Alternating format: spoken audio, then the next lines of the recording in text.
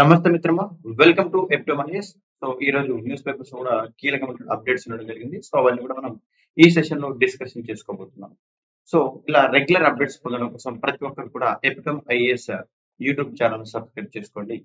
So, మనకు కొన్ని important updates ఒకసారి గమనించుకున్నట్టయితే 10 తోనే బ్యాంకు కొలువులు. ప్రధానంగా ఏదైతే 10థ్ క్లాస్ ఎలిజిబిలిటీ ఉంటే మనకు బ్యాంక్ జాబ్స్ అంటూ ఇక్కడ ఒక ప్రధానమైనటువంటి వార్తను హైలైట్ చేయడం జరిగింది. 500 ఆఫీస్ అసిస్టెంట్ పోస్టుల భర్తీకి నోటిఫికేషన్ 10వ తరగతి అర్హతతో అప్లై చేసుకోవచ్చు. దీనికి మరి రాత పరీక్ష స్థానిక భాషలో మనకు ఆ పరీక్ష ద్వారా మనకు దీనికి సెలెక్ట్ చేయడం జరుగుతుంది. ఒకవేళ ఎవరైతే సెలెక్ట్ అవుతారో వాళ్ళకు అంటే కొంచెం బేసిక్ పే వచ్చేసరికి 19,500 రూపీస్ ఉంటుంది. సో ఏదైతే మనకు ప్రభుత్వ రంగ బ్యాంక్ అయినటువంటి బ్యాంక్ ఆఫ్ బరోడాలో ఇండియా వైజ్ గా ఉన్నటువంటి అన్ని బ్రాంచెస్ లో వర్క్ చేయడం కోసం ఆఫీస్ అసిస్టెంట్ అంటే లైక్ ఇది ఒక ప్యూన్ ఉద్యోగం. సో ఈ యొక్క దీన్ని ఫిల్అప్ చేయడం కోసము మనకు నోటిఫికేషన్ రిలీజ్ చేశారు. మొత్తం ఇక్కడ 500 పోస్టులు ఉన్నాయి. ఈ యొక్క 500 పోస్టులకు ఈ యొక్క ఫిల్అప్ చేస్తున్నారు. దీనికి 10th క్లాస్ అనేది క్వాలిఫైయింగ్ పెట్టడం జరిగింది. సో ఇది 10th క్లాస్ క్వాలిఫై వాళ్ళకి ఒక మంచి ఆపర్చునిటీ అండి. సో మరి దీనికి సార్ ఏ ఏజ్ వాళ్ళు ఏంటి ఎలిజిబుల్ ఉంటారు అంటే, సో మరి సార్ నా ఏజ్ సార్ ఇప్పుడు 40 సంవత్సరాలు నేను ఎలిజిబుల్, లేదు సార్ నా ఏజ్ ఇప్పుడు 20 సంవత్సరాలు ఎలిజిబుల్ అంటే ఒకసారి దీని యొక్క ఏజ్ ఎలిజిబిలిటీని ఒకసారి గమనించుకున్నట్టయితే ఎవరైతే 1/5 అంటే 1 మే 2025 నాటికి minimum 18 years complete 18 years maximum 26 years అనేది ఉండాల్సి ఉంటుంది. అంటే 26 సంవత్సరాల పైన ఉన్న వాళ్ళు ఎలిజిబుల్ కాదు. ఇందులో ఈ 26 సంవత్సరాల తర్వాత మళ్ళీ ఒకవేళ ఎవరైనా ఎస్సీ ఎస్టీ లకైతే 5 ఇయర్స్ అంటే 26 ప్లస్ 5 సంవత్సరాలు అంటే వాళ్ళకు సుమారుగా మనకు 31 సంవత్సరాలకు ఎస్సీ ఎస్టీలకు కూడా ఎలిజిబుల్ ఉంటుంది.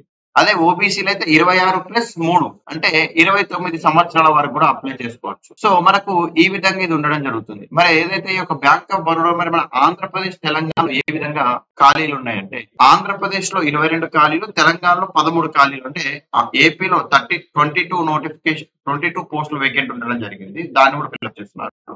తెలంగాణలో 13 పోస్టులు ఉండడం జరిగింది వేకెన్సీ. సో ఇవన్నీ కూడా మనకు ఫిల్అప్ చేస్తున్నారు. దీనికి ఎలిజిబిలిటీ మనకు 10th క్లాస్ ఉండాలి. దాంతో పాటు మనకు లోకల్ లాంగ్వేజ్ ఇప్పుడు ఇక్కడ మన ప్రాంతం తెలంగాణ ఆంధ్రప్రదేశ్ ప్రాంతాలు కాబట్టి తెలుగు ప్రాంతాలు కాబట్టి మనకు తెలుగు చదవడం కానీ రాయడం కానీ వచ్చి ఉండాల్సి ఉంటుంది. సో మరి అదే విధంగా చూసుకున్నట్టయితే దీని యొక్క సెలక్షన్ ప్రాసెస్ ఏంటంటే ఫస్ట్ మనకు ఒక ఆన్లైన్ రిటర్న్ ఎగ్జామినేషన్ కండక్ట్ చేస్తారు. ఈ యొక్క ఆన్లైన్ రిటర్న్ ఎగ్జామినేషన్ తో పాటు ఏదైతే లోకల్ లాంగ్వేజ్ లో మనకు నైపుణ్య శిక్షణ ఆధారంగా సెలెక్ట్ చేస్తూ ఉంటారు. మరి యొక్క ఆన్లైన్ పరీక్ష ఏ విధంగా ఉంటుంది, ఈ యొక్క ఆన్లైన్ ఏ విధంగా ఉంటుందంటే మొత్తం 100 క్వశ్చన్స్ ఉంటాయి. ఈ యొక్క 100 క్వశ్చన్స్ కు 100 మార్క్స్ ఉండడం జరుగుతుంది. ఇందులో మనకు నాలెడ్జ్ ఆఫ్ ఇంగ్లీష్ లాంగ్వేజ్ నుంచి 25 ప్రశ్నలు 25 మార్కులు ఉంటుంది. జనరల్ అవేర్నెస్ పైన 25 ప్రశ్నలు 25 మార్కులు. అదేవిధంగా మనకు ఎలిమెంటరీ అర్థమెటిక్ పైన 25 ప్రశ్నలు 25 మార్కులు. అదేవిధంగా సైకోమెట్రిక్ టెస్ట్ అంటే రీజనింగ్ లాంటివి ఉంటాయి. ఇది కూడా 25 ప్రశ్నలు 25 మార్కులు ఉంటాయి. ఎగ్జామినేషన్ డ్యూరేషన్ 80 నిమిషాలు అంటే 100 ప్రశ్నలకు నువ్వు 80 నిమిషాల్లో సమాధానం చేయాల్సి ఉంటుంది. మరి ఈ పరీక్షలో నెగటివ్ మార్కింగ్ నిబంధన కూడా ఉంది. అంటే 1/4 నెగటివ్ మార్కులు కూడా ఉన్నాయి. అర్థమవుతుందా? మరి ఈ యొక్క ఎగ్జామ్ ఏ లాంగ్వేజ్ లో ఉంటుంది సార్? ఈ పరీక్షను మనకు ఇంగ్లీష్ లో రాసుకోవచ్చు. మన స్థానిక భాష ఏదైతే అంటే క్వశ్చన్ పేపర్ అనేది మనకు ఇంగ్లీష్ తో పాటు తెలుగులో కూడా ఉంటుంది. లేదా ఇంగ్లీష్ హిందీ లేదా ఇంగ్లీష్ లేదా రీజనల్ లాంగ్వేజ్ అనేది ఉండడం జరుగుతుంది. ఆంధ్రప్రదేశ్ అభ్యర్థులు అయితే ఇంగ్లీష్ హిందీ తెలుగు భాషలో పరీక్ష రాసే అవకాశం ఉంది. అదేవిధంగా తెలుగు లేదా ఉర్దూపై స్థానిక భాషలో కూడా పరీక్షకు హాజరవచ్చు. తెలంగాణ అభ్యర్థులు ఇంగ్లీష్ హిందీ తెలుగు ఉర్దూ భాషలో కూడా ఎగ్జామ్ రాసేటువంటి అవకాశం ఎక్కువగా ఉంటుంది. ఇక్కడ వాళ్ళకి ఫెసిలిటీ ఉంది. మరి ఈ యొక్క రిటర్న్ టెస్ట్ లో మనకు 4 రకాల సబ్జెక్టులు ఉన్నాయి కాబట్టి కొంత జాగ్రత్తగా ఫోకస్ చేసుకుంటే ఈ 10th క్లాస్ తోటి జాబ్ వచ్చేటువంటి అవకాశం ఉంది కాబట్టి ఇది గమనించుకోండి. సో మరి ఇక్కడ ఇంకొక కీ ఇంపార్టెంట్ ఇన్ఫర్మేషన్ ఏంటంటే దీనికి అప్లికేషన్ అనేది ఆన్లైన్ లో అప్లై చేసుకోవాల్సి ఉంటుంది. ఇది కూడా 23rd మే 2025 లోపల అప్లై చేసుకోవాల్సి ఉంటుంది. సో మరింత సమాచారం కోసం మీరు విజిట్ చేసిన వెబ్సైట్ వచ్చేసరికి www.bankofbaroda.in/careers.htm అనే ఒక వెబ్సైట్ లో మీరు దీనికి సంబంధించి విజిట్ చేయాల్సి ఉంటుంది మరింత ఇన్ఫర్మేషన్ కోసం. మరొక కీలకమైన అప్డేట్, త్వరలో ఉద్యోగాల జాతర 20,000 పోస్ట్ భర్తీకి చర్యలు, శాఖల వారీగా ఖాళీల వివరాల సేకరణ, నియామక సంస్థలకు సమాచారం, కొత్తగా రోస్టర్లు ప్రభుత్వం కసరత్తు, వీలైనంత త్వరగా నోటిఫికేషన్ల జారీ, ఎస్సీ వర్గీకరణ పూర్తయిన నేపథ్యంలో వేగంగా అడుగులంటూ ఇక్కడ ఆంధ్రప్రభ పత్రిక నిన్నటి పేపర్ లో కవర్ చేయడం జరిగింది. సో వివిధ శాఖల్లో ఖాళీగా ఉన్నటువంటి దాదాపు 20,000 ఉద్యోగాలను భర్తీ చేయడానికి రాష్ట్ర ప్రభుత్వం సిద్ధమవుతుంది. ఎస్సీ వర్గీకరణ పూర్తి కావడంతో వీలైనంత త్వరగా దీనికి సంబంధించిన నోటిఫికేషన్లు జారీ చేయాలని సంబంధిత శాఖలు సిద్ధమవుతున్నాయి. ఈ మేరకు శాఖల వారీగా ఖాళీల వివరాలను రెడీ చేస్తున్నాయి. కొన్ని కీలక శాఖల్లో డైరెక్ట్ రిక్రూట్మెంట్ కు వీలుగా ఖాళీలను కింది స్థాయి వారితో పదోన్నతుల ద్వారా భర్తీ చేయకుండా నిలుపుదల చేశారు. ఇదే కాకుండా ఇలా రిజిస్ట్రేషన్స్ ఎక్సైజ్ శాఖలో పదోన్నతులను ఆపివేశారు. మిగిలిన శాఖలో కూడా నియామకాలు పూర్తయ్యే వరకు ఇదే విధంగా చర్యలు తీసుకుంటున్నారు. రాష్ట్ర ప్రభుత్వం గతేడాది జాబ్ క్యాలెండర్ ప్రకటించింది. దీని ప్రకారం కొన్ని శాఖల్లో పెద్ద ఎత్తున పోస్టులు భర్తీ చేశారు. మరికొన్ని శాఖల్లో భర్తీ చేయవలసి ఉంది. ఇప్పుడు వాటిపై దృష్టి సారించారు. కొత్తగా ఏర్పాటైన నూతన ఖాళీల ప్రకారం వడివడిగా శాఖల వారీగా నోటిఫికేషన్లు విడుదల కానున్నాయి. సో ఇందుకు నియామక సంస్థలు కూడా సిద్ధమవుతున్నాయి. టీజీపీఎస్సీ గ్రూప్స్, పోలీస్, ఉపాధ్యాయ, వైద్య, విద్యుత్, ఆర్టీసీ శాఖలతో పాటు గురుకుల బ్యాక్లాగ్ పోస్టుల భర్తీకి త్వరలోనే నోటిఫికేషన్లు కూడా జారీ కానున్నట్టు సమాచారం. అదేవిధంగా ఎస్సీ వర్గీకరణకు అనుగుణంగా రోస్టర్ ప్రకారంగా ఉద్యోగ ఖాళీల యొక్క వివరాలు తెప్పించుకొని భర్తీ చేసేందుకు సవరణ క్యాలెండర్ జారీ చేసేందుకు కసరత్తు చేస్తున్నారు. సో ఇలా మనకు పూర్తిగా జాబ్ క్యాలెండర్ ప్రకారమే ఉద్యోగ నియామకాలంటూ ఇక్కడ హైలైట్ చేయడం జరిగింది. సో ఇక్కడ మనకు ఉద్యోగాల భర్తీ ఏ విధంగా ఉంటుందంటే, మొదటగా అంగన్వాడీ ఉద్యోగాలకు సంబంధించి 14,236 అంగన్వాడీ ఉద్యోగాల భర్తీకి నోటిఫికేషన్ త్వరలో ఇవ్వనున్నారు. ఇదే కాకుండా ఆర్టీసీ ఉద్యోగులు చూసుకున్నట్టయితే 10,038 ఆర్టీసీ ఉద్యోగులకు నోటిఫికేషన్ రానుంది. ఇదే కాకుండా పోలీస్ కానిస్టేబుల్, ఎస్ఐ పోస్టులకు సంబంధించి కూడా మనకు ఈ నెలలోనే పోలీస్ కానిస్టేబుల్ మరియు ఎస్ఐ పోస్టులకు నోటిఫికేషన్ విడుదలయ్యేటువంటి అవకాశం ఉంది. అదే విధంగా బీట్ ఆఫీసర్ పోస్టులకు కూడా మనకు నోటిఫికేషన్ వచ్చేటువంటి అవకాశం ఎక్కువ ఉంది. దీంతో పాటు గురుకులాల్లో పోస్టులు, degree college lecturer, librarian, physical director, దీంతో పాటు సింగరేణి కాలరీస్, ఇంజనీరింగ్ పోస్టులు, దీంతో పాటు టీచర్ పోస్టులు, మరొక గ్రూప్ 1, గ్రూప్ 2, గ్రూప్ 3 పోస్టులు కూడా అతి త్వరలో ఫిల్అప్ చేయనున్నట్టు ఇక్కడ మనకు ఈ యొక్క పత్రికలో ఇవ్వడం జరిగింది. సో ఇలా సుమారుగా రాబోయే కొద్ది రోజుల్లోనే 20,000 పోస్టులను భర్తీ చేయాలని చెప్పేసి ప్రభుత్వం ప్రణాళికలు రూపొందిస్తుంది. మరొక కీలకమైన అప్డేట్ ఏదైతే అగ్రికల్చర్ మనకు 10th అండ్ ఇంటర్ తర్వాత ఏం చేయాలి అని ఒక చాలా మంది అభ్యర్థులు ఎవరైతే విద్యార్థులు ఉంటారో డైలమాలో ఉంటున్నారు. అలాంటి వారికి ఈ రోజు సాక్షి పత్రిక నిన్నటి సంచికలో మనకు ఒక అంశాన్ని కూడా తెరపైకి తీసుకొచ్చింది. అగ్రి కోర్సులతో పచ్చని కెరియర్ అంటూ. ప్రధానంగా 10th తర్వాత ఇంటర్, అది పూర్తి కాగానే ఇంజనీరింగ్ లేదా మెడిసిన్. మనలో చాలా మంది ఆలోచన ఇదే. అయితే ప్రస్తుతం మార్కెట్ అవసరాల దృష్ట్యా సర్టిఫికేట్ కోర్సులకు భారీగా డిమాండ్ నెలకొంది. 10 ఇంటర్ తర్వాత పలు సర్టిఫికేట్ కోర్సులు పూర్తి చేసి తక్కువ సమయంలోనే ఉద్యోగాలు పొందేటువంటి అవకాశం ఉంది. ఇలాంటి కోర్సుల్లో అగ్రికల్చర్ కోర్స్ అనేది అగ్రస్థానంలో నిలుస్తున్నాయి. ప్రధానంగా ఇక్కడ గమనించుకున్నట్టయితే ప్రస్తుత పోటీ ప్రపంచంలో రూపాయల లక్షల్లో ఖర్చు పెట్టి ఇంజనీరింగ్, మెడిసిన్ లాంటి ప్రొఫెషనల్ కోర్సులు పూర్తి చేసిన వారి కంటే అతి తక్కువ ఖర్చుతో సర్టిఫికేట్ కోర్సులు పూర్తి చేసిన వారు తొందరగా ఉద్యోగాలు దక్కించుకొని జీవితాల్లో స్థిరపడుతున్నారు. అలాంటి సర్టిఫికేట్ కోర్సుల్లో అగ్రికల్చర్ పాలిటెక్నిక్ కోర్సులు ముందు వరుసలో ఉంటున్నాయి. వ్యవసాయ ఆధారిత అగ్రికల్చర్ పాలిటెక్నిక్ కళాశాలలో తక్కువ ఖర్చుతో మనకు మంచి డిప్లొమా కోర్సులు అందుబాటులో ఉన్నాయి. 2 ఏళ్ల కోర్సు పూర్తి చేస్తే ఎంత లేదన్నా మరో 2 ఏళ్లలో ఉద్యోగం గ్యారంటీ అనే ఒక నమ్మకం ఇప్పటికే ప్రజల్లో పాతుకుపోవడంతో రోజు రోజుకు అగ్రికల్చర్ పాలిటెక్నిక్ కోర్సులకు డిమాండ్ పెరుగుతుంది. అనంతపురం జిల్లా రెడ్డిపల్లి కృషి విజ్ఞాన కేంద్రం, కళ్యాణదుర్గం కేవీకేలో వ్యవసాయ పాలిటెక్నిక్ కళాశాలలు ఉన్నాయి.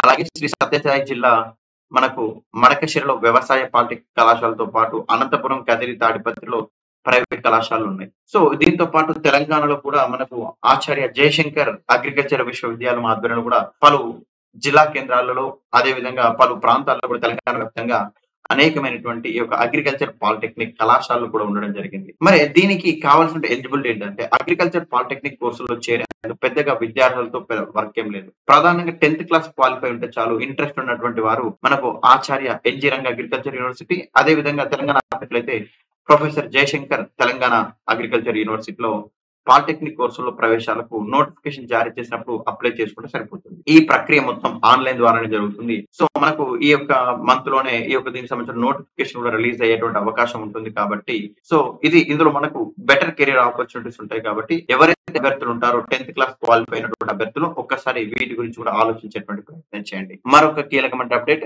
ఐహెచ్బి లిమిటెడ్ లో 25 పోస్టులు. ఇండియన్ ఆయిల్, అదేవిధంగా Hindustan petroleum and Bharat petroleum joint venture అయినటువంటి ఐహెచ్బి లిమిటెడ్ వివిధ విభాగాల్లో పోస్టుల భర్తీకి అప్లికేషన్స్ ఇన్వైట్ చేస్తున్నారు. సో ఇక్కడ వీళ్ళు నోటీస్ చేసిన పోస్టులు మొత్తం కూడా 25 పోస్టులు నోటీస్ చేయడం జరిగింది. సో దీని యొక్క సెలక్షన్ ప్రాసెస్ అనేది ఏ విధంగా ఉంటుందంటే ఇంటర్వ్యూ, ఆ తర్వాత మెడికల్ ఎగ్జామినేషన్ బేసిస్ సెలెక్ట్ చేస్తుంటారు. దీనికి ఆన్లైన్ లో అప్లై చేసుకోవాల్సి ఉంటుంది. దీనికి జూన్ 5th లాస్ట్ డేట్ ఉంది. సో దీనికి సంబంధించి పూర్తి స్థాయి ఇన్ఫర్మేషన్ కోసం ihbi.in అనే వెబ్సైట్ లో పూర్తి స్థాయిలో ఇన్ఫర్మేషన్ ఉండడం జరుగుతుంది. అదేవిధంగా ఈసీఐఎల్ హైదరాబాద్ లో 45 టెక్నీషియన్ పోస్టులు. సో దీనికి సంబంధించి గతంలోనే ఆల్రెడీ ఎపిటోమ్ వీడియో చేయడం జరిగింది. సో అక్కడ మీకు పూర్తి స్థాయి సమాచారం ఉంటుంది, గమనించుకోండి. అదే విధంగా చూసుకున్నట్టయితే మనకు సెంట్రల్ ఇండస్ట్రియల్ సెక్యూరిటీ ఫోర్స్ లో స్పోర్ట్స్ కోటా కింద అర్హులైనటువంటి పురుష మహిళా అభ్యర్థుల నుంచి హెడ్ కానిస్టేబుల్ జనరల్ డ్యూటీ పోస్టుల భర్తీకి అప్లికేషన్స్ ఇన్వైట్ చేస్తున్నారు.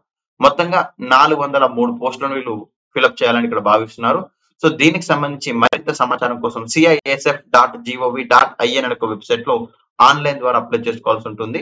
సో ఈ వెబ్సైట్ లో మరింత సమాచారం కూడా మీకు అందుబాటులో ఉంటుంది. ఈసీఐఎల్ హైదరాబాద్ లో 80 జీఈటీ పోస్టులు. ఇది కూడా మనం గతంలోనే ఇదే అంశం పైన ఎపిటం కూడా వీడియో చేయడం జరిగింది. మరొక కీలకమైన అప్డేట్, ఇంజనీరింగ్ లో 2 కొత్త కోర్సులు కూడా తీసుకొస్తున్నారు. డిజైన్ చేసినటువంటి ఐఐటి మద్రాస్, అదేవిధంగా మనకు ప్రధానంగా చూసుకుంటే కంప్యూటేషన్ అండ్ మెకానిక్స్, అదేవిధంగా ఇన్స్ట్రుమెంటేషన్ అండ్ బయోమెడికల్ పైన మనకు ఉండడం జరుగుతుంది. దీంతో ప్రధానంగా బోసో కౌన్సిలింగ్ అందుబాటులో కోర్సులు అంటూ ఇక్కడ ఒక ప్రధానమైన వార్తను ఇవ్వడం జరిగింది. వచ్చే విద్యా సంవత్సరం నుంచి ఇంజనీరింగ్ లో మరో 2 కొత్త కోర్సులు రాబోతున్నాయి. ఐఐటి మద్రాస్ వీటిని అందుబాటులోకి తీసుకొస్తుంది.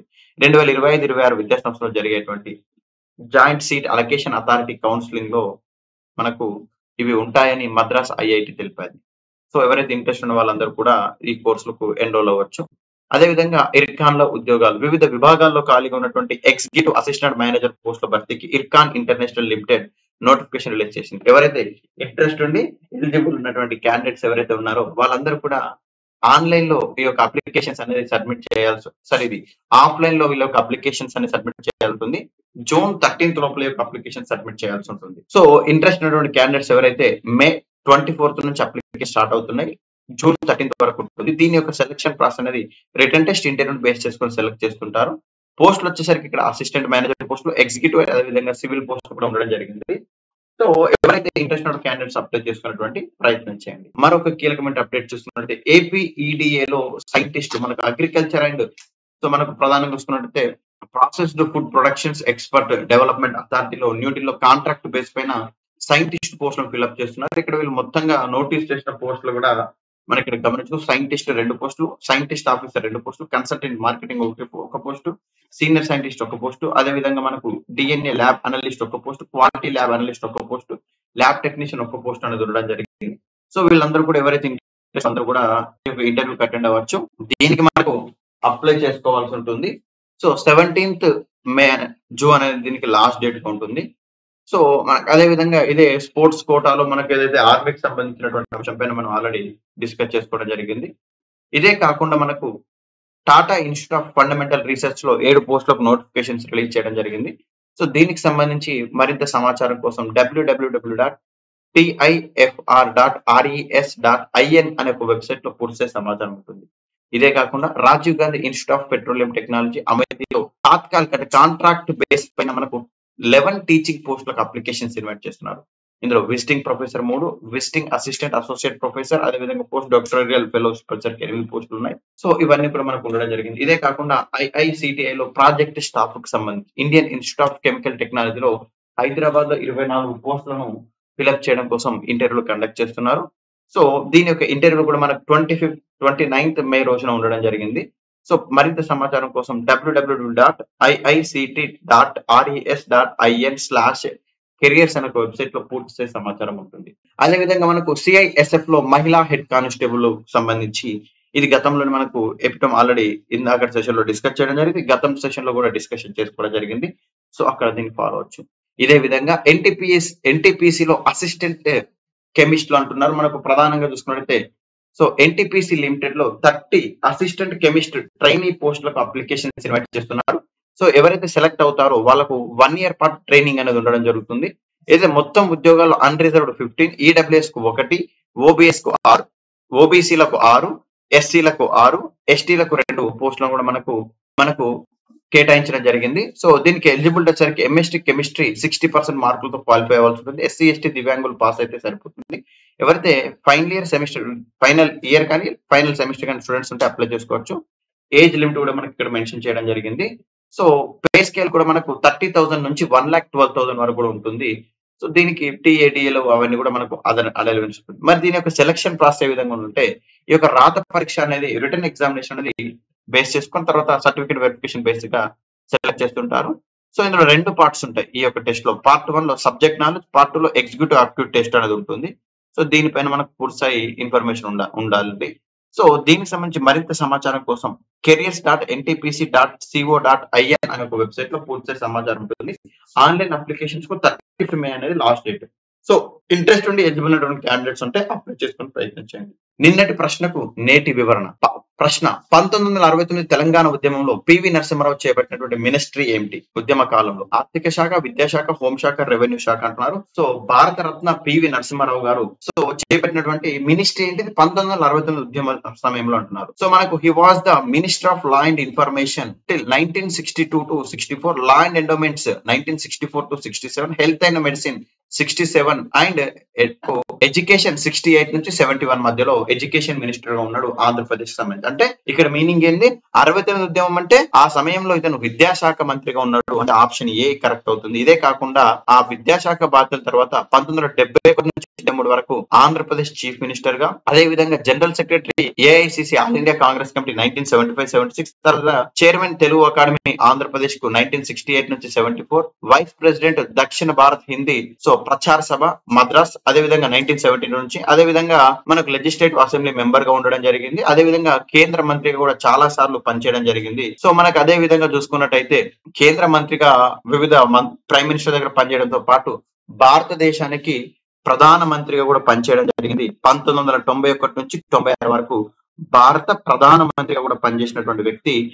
సో మనకు దివంగత భారత రత్న పివి నరసింహారావు గారు తెలంగాణ వ్యక్తి. సో ఇక్కడ option A is the right answer. So ఇలా రెగ్యులర్ అప్డేట్స్ కోసం ప్రతి ఒక్కరు కూడా epitome IAS YouTube channel subscribe చేసుకోండి. థ్యాంక్ యూ అండి.